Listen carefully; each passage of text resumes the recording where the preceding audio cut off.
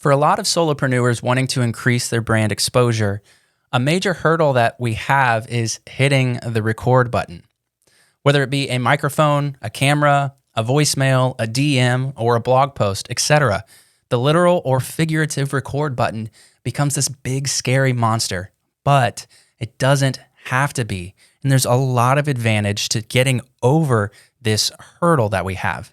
We as humans, we become insecure when we feel overwhelmed with the technical details of what it takes to do something. It's a natural thing among all of us people. So in today's entry, we're focusing on alleviating the self-imposed pressure around creating video podcasts. And of course, this can work for videos that aren't podcasts as well. In order to reduce the friction around this, I'm going to share with you the technical details behind my weekly current video podcast workflow. I'm going to show you the steps, the tools, the software, and every little tip I have for you along the way so that you can start doing this for yourself as well. Hey, welcome to the M&M Podcast, where I drop weekly tips and insights to empower your one-person business growth as I learn what works and what doesn't along my own solo business journey. With an emphasis on content creation, marketing, and overall principles of success, this show is built to be a resource that fuels your effort in building the life and the business that you've always wanted. My name's Evan Shank, a dad, a husband, and also a full-time operator of my own one-person business, where every single day I'm making a lot of mistakes, having a handful of wins, and sharing everything I learn along the way. Thanks for being here, and welcome to the show. The very first thing that I do is the planning and scripting phase, okay? So there's one major tool that I use here, all right? And it's the content creation toolbox. This is something that I built with my bare hands inside of software called Notion that you may or may not be familiar with. You can sign up for free. And I've been using this template that I built for myself in here, and it started to expand and expand to where the word template almost doesn't fit it. It sounds too limited in that sense. I just call it the content creation toolbox because it's got a lot of things under the hood. But the first thing for all of us is we have to determine the topic idea and then start writing, okay? And I use this tool day in and day out for a lot of things in my business. And right here, when we're talking about video podcast workflow, I mean, we're right down the center lane of why I love this toolbox. So let's get into how this goes. In past episodes, I've talked a lot about topic research and idea development in previous entries, and once I know what I'm zeroing in on, then I can get to work on mapping out the main points and the problem that I'm trying to solve in that entry, and then the context of how it enhances your life or your business as a solopreneur. And like I said, I do this all inside of the content creation toolbox. It's a note-taking machine, but it goes way beyond that, okay? So I'm not trying to pitch you on it. I just want you to understand. And yeah, I guess I am trying to pitch you on it a little bit. And I just launched a free version of this as well. So link in the description, evanshank.com. Go and snag this up so you can start using this for yourself. But what it is it's a full-on content idea, creation, repurposing, and calendaring suite that I built from top to bottom. And it's been my command center for everything content related in my business. It's been so useful. It's just been so useful that, like I said, I made it available to the public as well. The full suite you can purchase, and you can also get a content success call that you can book alongside your purchase with me, or you can go and grab it for free. But you can tailor fit this whole thing to meet your specific needs. And so with the little bit of the pitch over, I use the idea bank inside of here and the new entry templates that I've built inside of it so that I have an easy jumping off point so I can just go straight into writing the entry. And so when I'm doing that, I have all of my ideas logged in the idea bank, as I said. And so when I'm ready to take an idea and start moving it into the writing phase, I just simply drag it from the idea column over to the writing column, and it updates that status for me. And as the ultimate bang for your buck, I use this written entry, which we're talking about, and then this becomes my weekly pillar piece of content. So I'm making an email newsletter that goes out every single Monday morning. I use that and put it as a blog article on my website, and then I also use it as a loose script, if you will, for this video podcast. And if you've tuned into some of the recent episodes that we've done, you've heard me talk on this a little bit more. But once I've completed that whole section, I update the status from writing over to ready to record. So we're just basically moving this down. You can think of like a Trello board in a sense, and there's different views for it, but I usually use the visual Kanban style board is what the technical name for that. So that's the writing section, okay? So then once I have that, it's time to jump into step 2, and that's recording the video podcast, something that you're witnessing me doing right now. And so I have a bunch of tools, and I will say my setup is way more sophisticated than what's necessary to be putting out really good content. But here are all the tools I use, and then we'll kind of go through the flow of it. But on my computer, I downloaded a free software called OBS Studio. And so it allows me to basically run my teleprompter, which is right here in front of me. If you're watching the video version, I'm looking pretty much straight at you. I'm looking into the camera, but I have a teleprompter with a reflective glass in front of it. So that allows me to have my notes right there. I have a portable monitor that's just off the frame. So you can't see it if you're watching this, but it's right at the bottom of the screen. And so that's how it projects the notes up there. The camera that I use is a Sony ZV-E10. And then I have the Sigma 1.4 16 millimeter lens on there. And then, so that's how I capture all of the visual side of things. And then I have on my desk over here off to the side a Rodecaster Pro 2. I also have the Rode Pod mic. And I've gone back and forth. I like the sound of this pod mic. It's just a little bit more broadcasty and it cuts out the room noise a lot better. But just off the frame, off the camera, off the top, about 6 inches away from my face, I have the Rode NT1, which is a small little pencil looking microphone. And I'm still dialing in all of that, but I have those two mics as my option, but the Rode Pod mic is what I've been using, and I love the sound that I get out of it, and I can tweak it to my heart's desire. So like I said too, because I had the script up in front of me, I have the Notion content creation toolbox pulled up with my notes on it as well.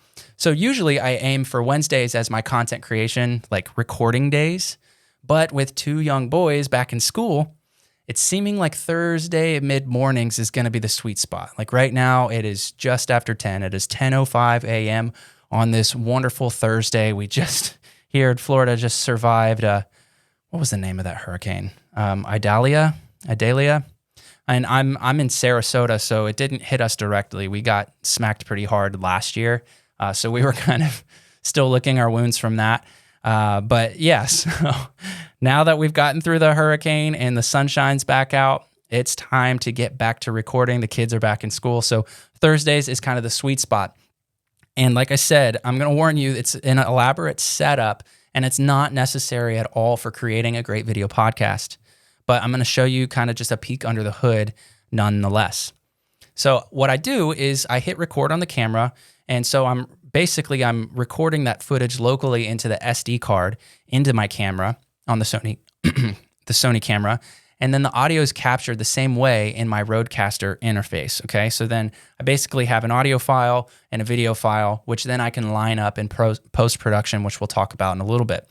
And I really wanted to be able to make decent eye contact while filming, so I invested in this teleprompter setup. So the camera, as I said, sits right behind this reflective glass, and another monitor basically splashes the image up on the reflective glass so that you as the viewer and as the camera can't see it, but I can, and it helps. And I just really like what it feels like when people are looking into the camera, especially in this kind of talking head format, which is kind of how we have this framed, where it's just me in my room by myself talking with you. And so that's kind of how I have that set up. And this makes it just really nice and is really... It's just, I've tried a lot of things. I've tried a lot of things to try to make eye contact without investing in the teleprompter, and none of it works.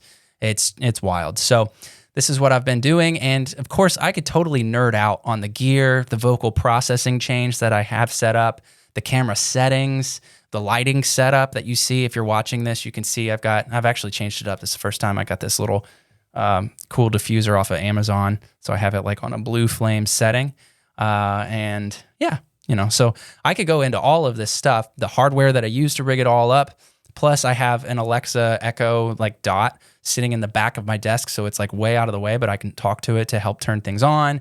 I have a Stream Deck, which is another little controller thing that I have on my desk. It's way more than anybody really needs. And I could get into all of that, but maybe on another time. So if you are interested in a super deep dive, then just let me know in the comments section, wherever you're listening to or watching this content right now. Just let me know. Or you can email me at evan@evanshank.com. Reach me directly that way if you'd like. But once the video is fully recorded, it's time to clean up that raw footage and turn it into a real piece of pillar content. So it's time to edit.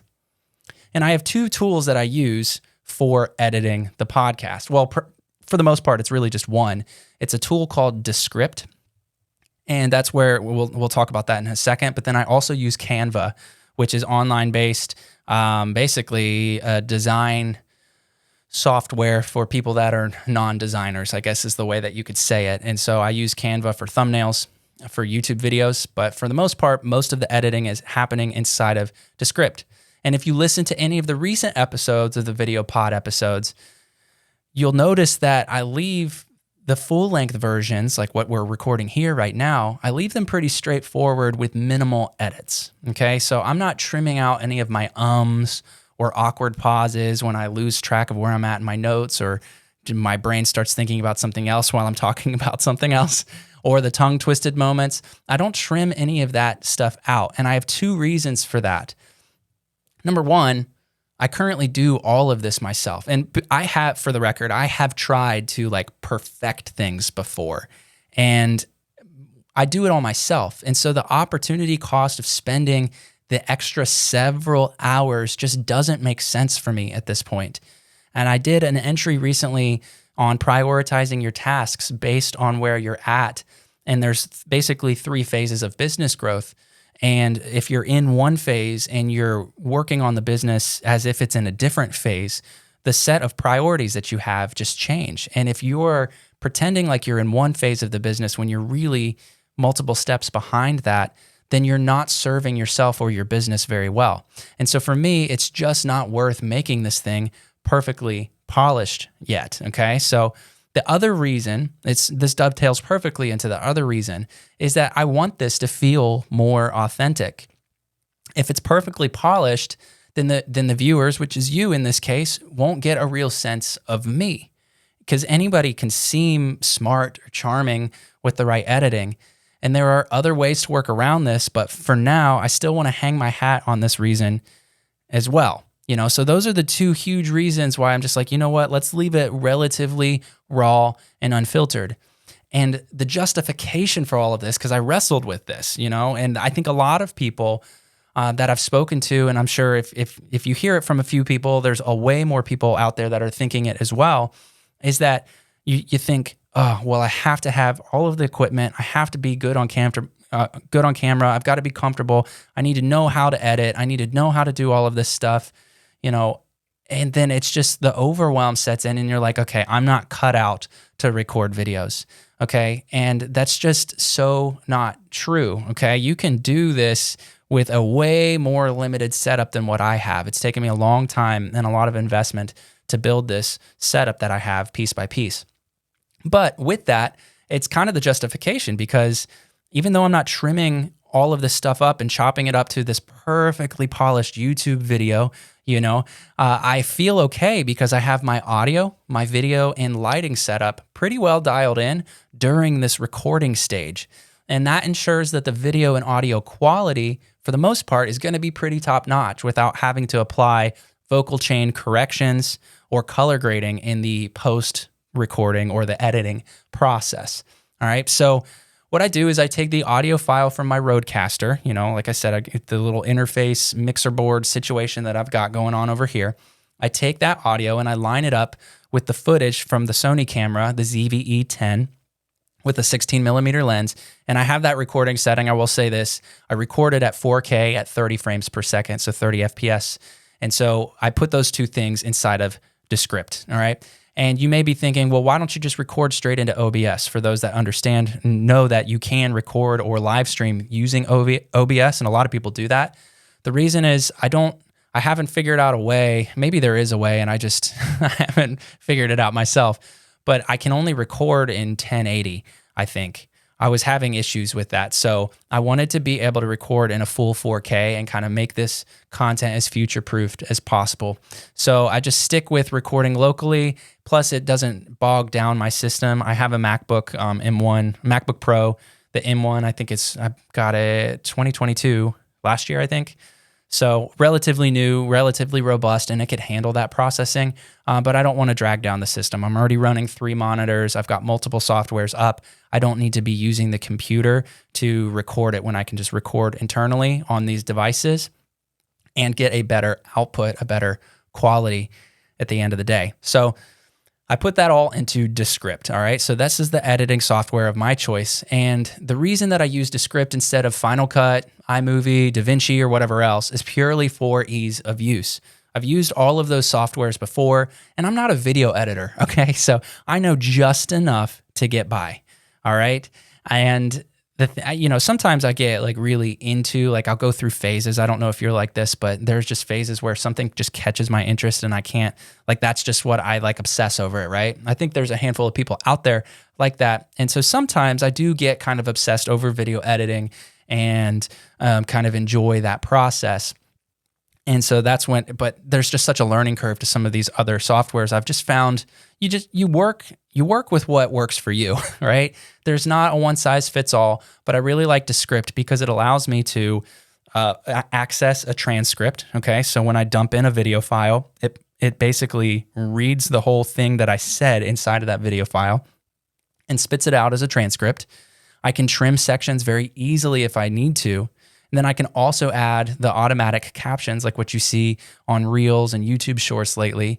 And it's pretty cheap, it's easy to use, and it continues to improve each month. And so I support the companies that are out there doing things like this.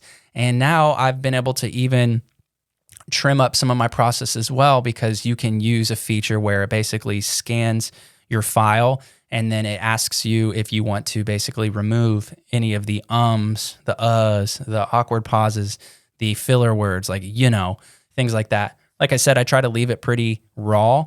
I want it to be a little bit more authentic, but Descript allows you to do that. It's cheap, it's easy to learn, has a lot of different uses. And so that's where I edit the podcast, but the editing is pretty minimal.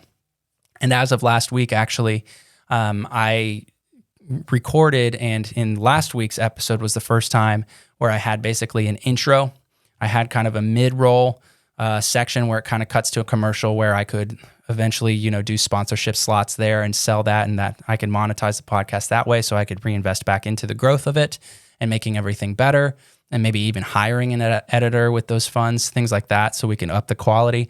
But anyway, just kind of like my own little personal ad spot in the middle of the episode, and then an outro. So that's kind of cool. So now I have those pre-built, and they're inside of Descript, so I can drag and drop those in, line them up. It's good to go.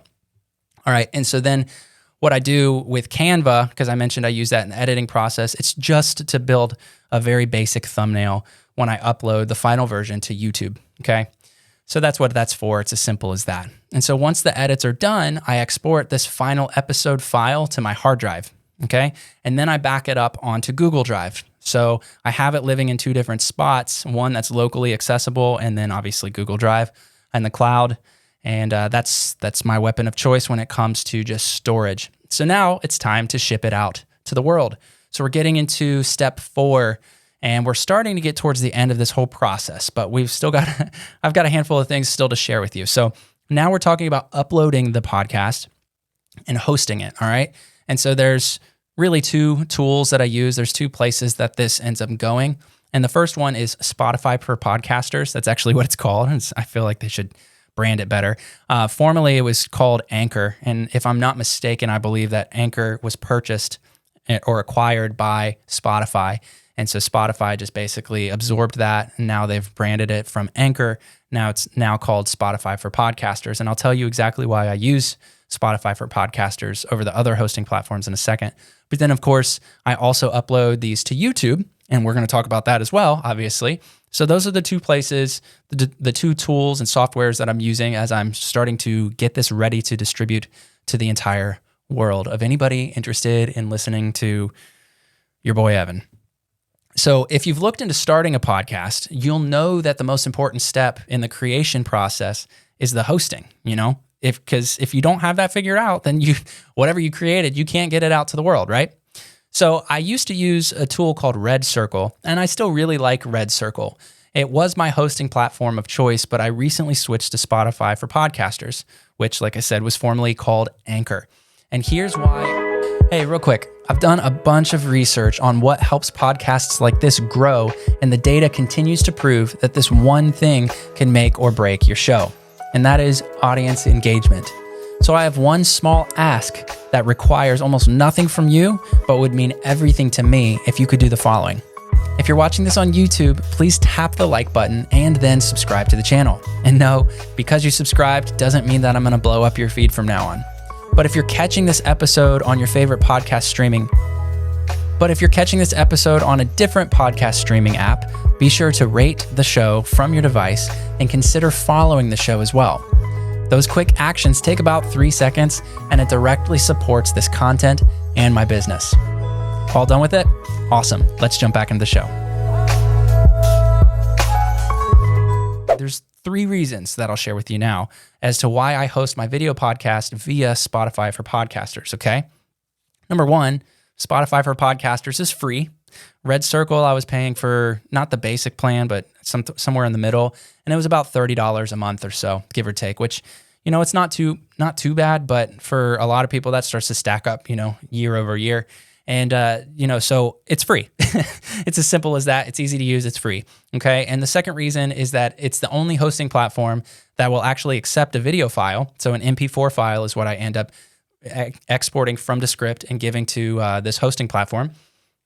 And so it actually allows me to put the video version of my episode onto Spotify. And I imagine that at some point, all of the other podcast streaming platforms are going to adopt video eventually. But right now, as far as I'm understanding at the time of this recording, the only actual podcasting, streaming, or downloading platform that allows for video is Spotify. And video is just so huge for so many different reasons. I love video. I'm a consumer of a lot of video. I watch YouTube. I watch podcasts on Spotify when there's a video version of it available. So I wanted to be able to future-proof myself by sticking with recording, not just an audio-only podcast, but doing the video thing. And it's just, there's so many advantages to it. So what I wanted to do is, because I was already recording video podcasts before I switched over to this new hosting platform, I could only put the audio version up through Red Circle, which then distributed it out to Apple Podcast, Google, Stitcher, and even Spotify, all these places. But I wanted, if a platform will allow me to put out my episode in video form, that's what I want to do. That will always be better in a lot of ways over an audio-only experience. And that doesn't mean that you can't just listen to the video and not watch it if you're exercising, riding your bike, driving a car, whatever it means. But so it's kind of backwards compatible, I guess you could say, in that way. So that's the second reason why I switched over to Spotify for podcasters. And then as an added bonus, I just thought this was cool. The Spotify for Podcasters allows you to create polls and Q&As that listeners can then interact with via the Spotify app on their phone or their mobile device. And I'm an OG Spotify loyalist, admittedly. I've been a Spotify dude since pretty much when Spotify started to come onto the scene. A lot of people are Apple Music. I have a ton of friends that will send me links to songs from Apple Music, and I'm like, bro, I don't use that. I'm on Spotify. Get with it. So maybe there's some of you out there might be just totally aligned with me, and others are like, no, you got to get back over on Apple Music. I'm not switching anytime soon. I've got my own curated playlists on there now. I'm an OG Spotify loyalist, and because they have these cool features that are just creating some more engagement opportunities and interactivity between myself as the podcast host, the creator, and also the listeners and viewers of the episode. I love the idea of tinkering with these future forward capabilities, because I think they're starting to figure out a way to make podcasts within the app more engaging for the listener. And it's obviously a win-win on the creator side and on the consumer side. So those are the 3 reasons why I switched. over from Red Circle, but still really like Red Circle. Okay. And so with any hosting platform, you're going to get basically an RSS feed link. And this is used to push your podcast out to a bunch of different platforms. Like I said, the Apple Podcasts, iHeartRadio, Google Podcasts, Stitcher, so on. There's a bunch of them. So now, no matter what app your audience uses to listen to podcasts, your show is going to be available to stream and download for them, okay? So you don't have to go with the hosting platform that I'm using. There's a bunch of them out there. Find the one that you like, the one that works for your budget, that gives you the capability and easy use that you're looking for, okay? And that is what broadcasts it out to all of the different podcast apps where people are actually then listening to your thing. So hopefully that makes sense. And like I said, I use the video podcast episode and I also upload that onto YouTube, just like you would any other YouTube video. And there are a few reasons why it's important to make sure that I upload here on YouTube as well.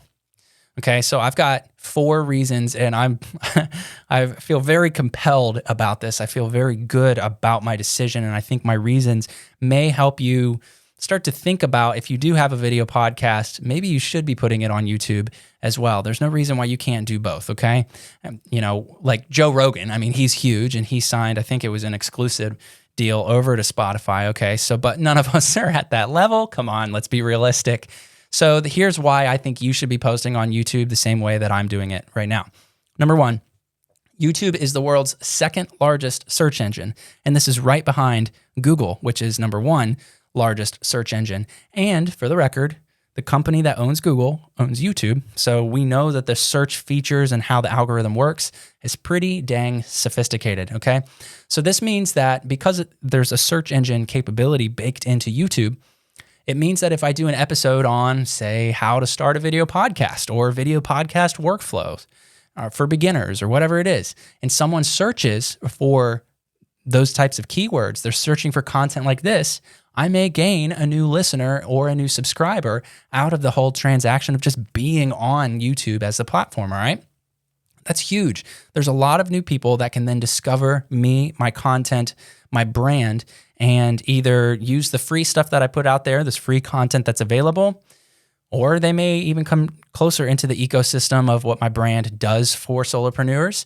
And, maybe new customers come out of it, okay? So it can be lead generation for you if you're thinking about this with your business cap on, okay? Step number 2, or reason number 2 rather, is that whether it's through YouTube's search engine, homepage, recommended feed, or just the overall algorithm, the fact is that my podcast and the rest of my content is way more discoverable than all the other standard podcast channels combined. This has been a thing that a lot of people that are in the podcast space have talked about, and that is your standard podcast platforms. I just rattled off a bunch of them a minute ago. The discoverability factor is very low. It's not very appealing. It's hard to grow a podcast. It's hard to get new people to see it. Like when you're talking about social media, I'll compare it to social media. Like if you have a TikTok or you post Reels or YouTube Shorts or whatever it is, the algorithm is going to feed people content that the algorithm believes that they're interested in based on their past user behavior, really, okay? But within your Spotify app, within your Apple Music or Apple Podcast app, rather, the algorithm, it's not like that. It's not like a scrolling-based feed. And so it becomes very hard for small podcasts, which there's so many of them out there. And you've got small ones that are active. You've got small ones that were doing something 3 years ago, but now they've stopped uploading. And so it's just basically a dead channel.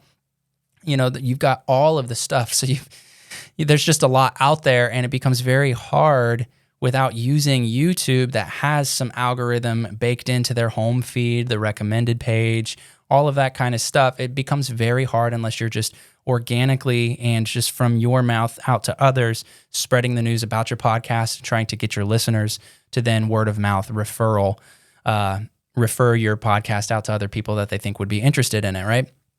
So that's another thing. YouTube is just really helps with the discoverability of the content that I'm putting out. And this goes beyond just video podcasts, but Huge reason, okay? And the third reason is YouTube is a platform that everybody understands. And given that viewers can express interest with the like button and the comment section, it's a great platform to encourage this kind of engagement. And so I really enjoy that. It's a more engaged, interactive experience. If the viewer or the listener wants to engage in that way, the opportunity is there. Whereas listening to something on Apple Podcasts, you just listen to it, you nod your head and you go, I like that point. And that's pretty much all you can do other than leave like a rating for the show, which is great too. But YouTube, it definitely has the leg up in that area. And then the fourth reason is that YouTube's analytics dashboard is just really easy to use and it's very robust. There's a lot there under the hood if you want. And so I can easily see things like average watch time, the timestamps of high engagement or drop off, and more. So the earlier you start collecting this data, the sooner that you can start to use it to help grow your podcast and potentially your business when it comes to the content that you're putting on the channel. So this is why I really highly recommend that you leverage YouTube as another uploaded or hosting platform of your video podcast, okay? Especially if it's a video podcast, okay? If I only uploaded to the traditional podcast platforms, I'd be missing out on all of these huge advantages, okay? And I need every advantage I can get, right? So let's help ourselves by putting ourselves in the right spot, okay? Once this step is complete though, I now have a new piece of long form video/audio content that I can not only promote as is, but I can chop it all up, I can rearrange things, and repurpose the long form content into micro content. Well, let's get into the last step, the last phase of this video podcast episode, my weekly workflow of how I make so much content out of one piece, repurpose for micro content. Okay, I have a handful of tools that I use here. I'm just going to rattle them off and then I'll explain the flow. There's a tool called Opus Clip that I've been using. I've mentioned Canva already. I've mentioned the content creation toolbox inside of Notion already. And then I use Publer and Hypefury for scheduling my content out to the world, out to these different platforms, okay?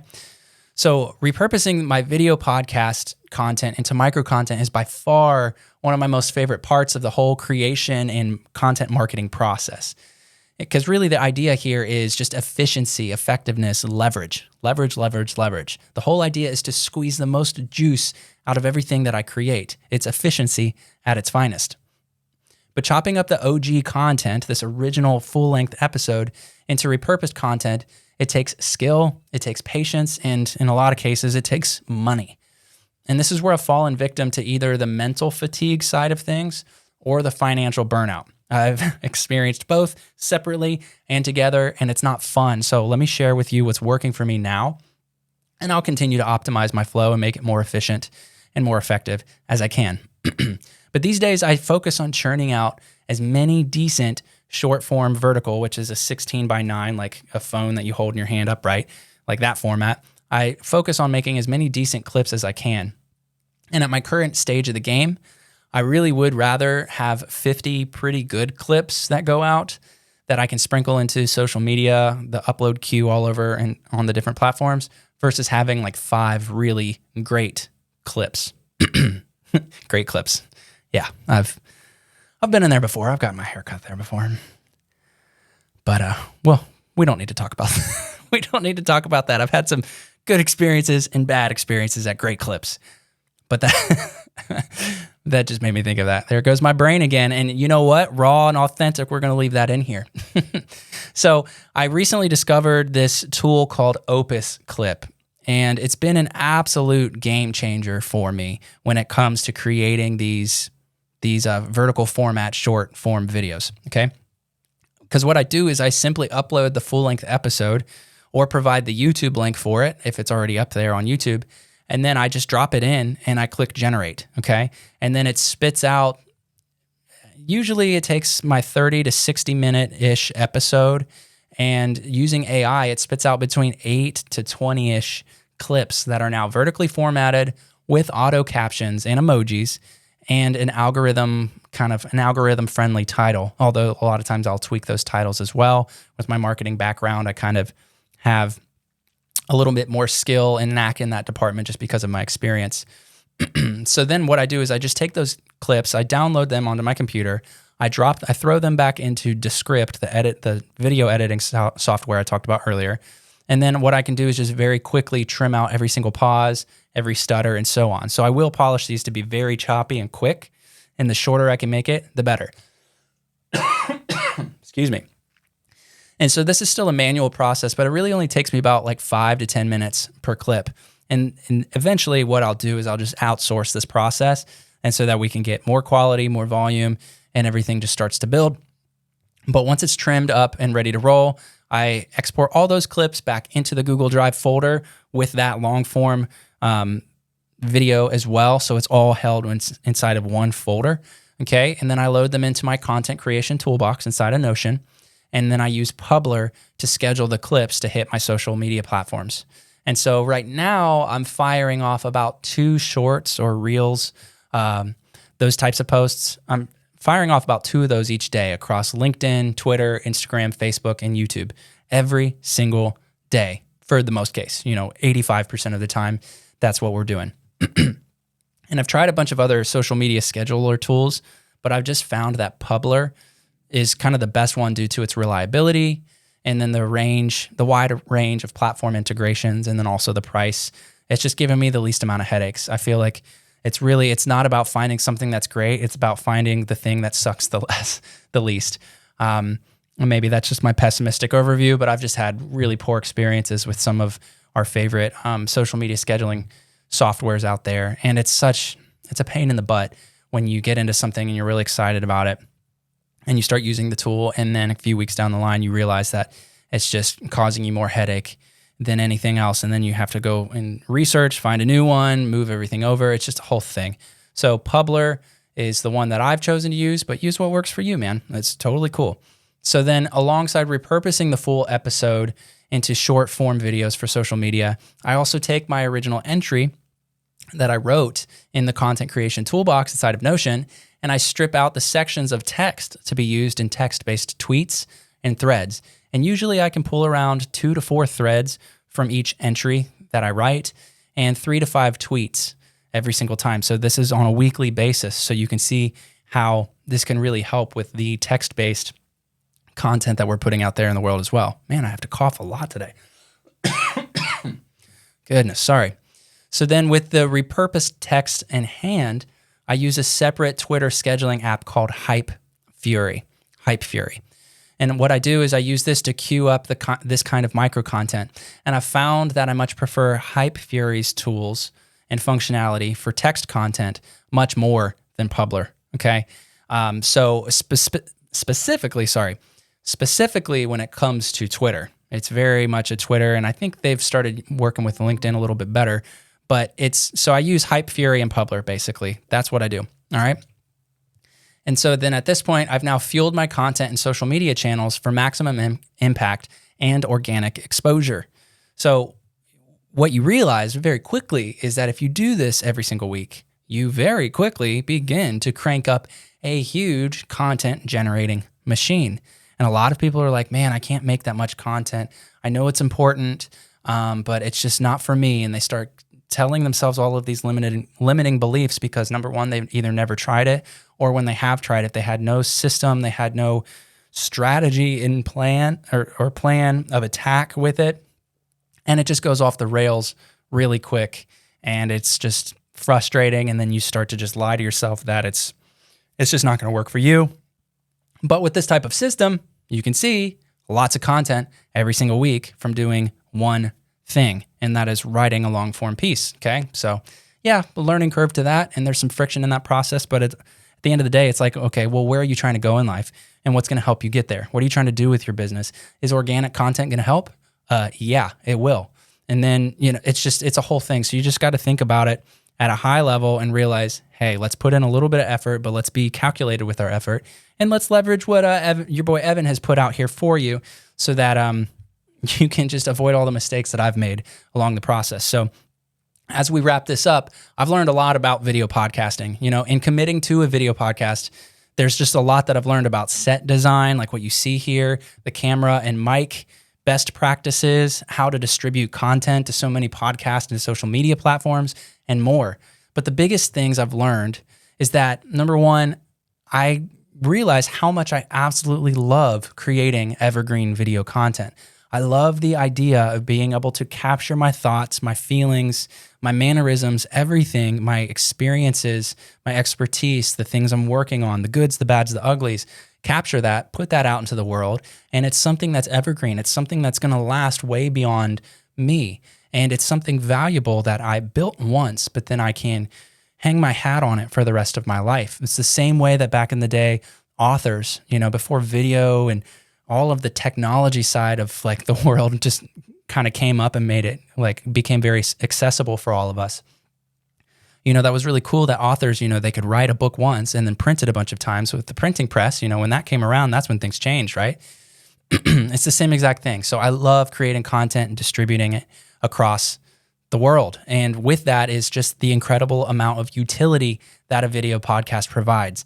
That's another thing that I've learned is just that it's one of the best bang for your buck efforts that you can do to promote yourself, to promote your cause, to promote your brand, to promote your products, your services, the whole kit and caboodle, all of it. All right. So there's a lot of utility to having a video podcast. Okay.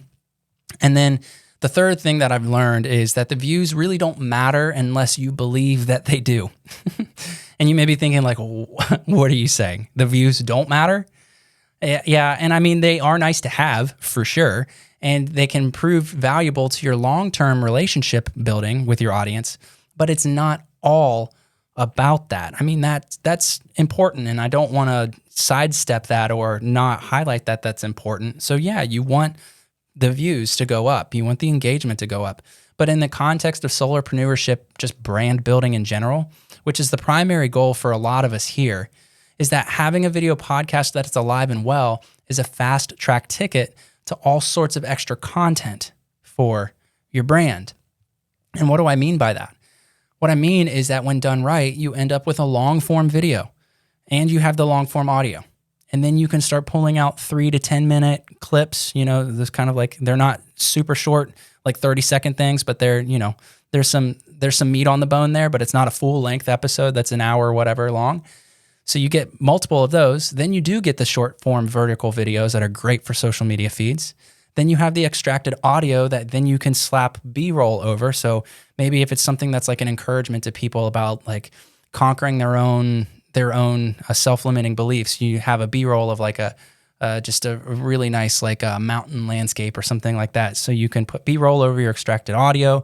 You can transcribe the text for tweets, threads, blogs, and more. Okay, I know that I'm kind of beating a dead horse with this whole thing, but I really want you to see the power of this because this is the key to helping you go from where you're at today, where you're struggling and lacking the content that's necessary to promote the thing that you're trying to do in the world. And for all of us, that's, just trying to build a better life through running a business on our own terms to help the people that we really aim to help in the world. Okay. This helps all of that. All of this organic content. The cool thing then, you can add another little level to it, is that then you can reuse all of this organic content or the best performing pieces of it and use it as your paid media advertisements. So if you're running ads on Facebook, if you're running ads on Twitter, if you're anywhere where you want to run ads to promote a lead generator or a lead magnet rather, or your newest product, or just build brand awareness, you already have this backlog of content that's serving its purpose in real time all the time while you sleep, while you do whatever it is that you're doing in your business or with your family or whatever. But now you can also, it's very easy to create the paid ads that you need, because a lot of times creating those out of thin air is a lot of work and it can be very expensive, especially if you don't know what you're doing and you have to hire somebody to do that for you. Okay, so it's easy to see how a video podcast can feed your website, social media channels, email marketing efforts, your products, your services, your resume, so on. It's one of the ultimate brand building hacks. And so if you do have a podcast, I would love to hear about it. Genuinely, I would. And I'm very curious to what your workflow looks like. What is it that you're doing? How do you go from idea all the way through execution? What do you like about that workflow? What are your hangups with that? Or if you've been wanting to start a podcast or a video podcast more specifically, what is it that's holding you back? Did I touch on something that resonated with you in the sense of one of the reasons as to why a lot of people don't start a video podcast. What's holding you specifically? What's holding you back? You know, because it's not too late to begin. And I'm here to help with any question you may have, big or small. Leave it in the comments section if you're listening to this on a platform where you're able to do that. And or you can email me directly, evan@evanshank.com, or go to evanshank.com. Make sure you check out that Notion content creation toolbox that's free to use. There's a free version, an upgraded version, and then the Primo version that also gets you some one-on-one content success. I call it the content success call between you and I, where we can really look specifically at your situation and build a workflow and build a system that's going to work well for you. So I hope you found some value out of today's entry. And if you'd like to book a call to develop a content strategy for your own brand, hit me up. You know where to find me. And until next time, peace. If you enjoyed this episode, there's plenty more content on this channel ready for you right now. If you're catching this on YouTube, consider dropping a like and be sure to hit the subscribe button before you leave, because that simple action exponentially helps this channel grow. I value your time and attention, so thank you for sticking around. You're the best. And until next time, peace.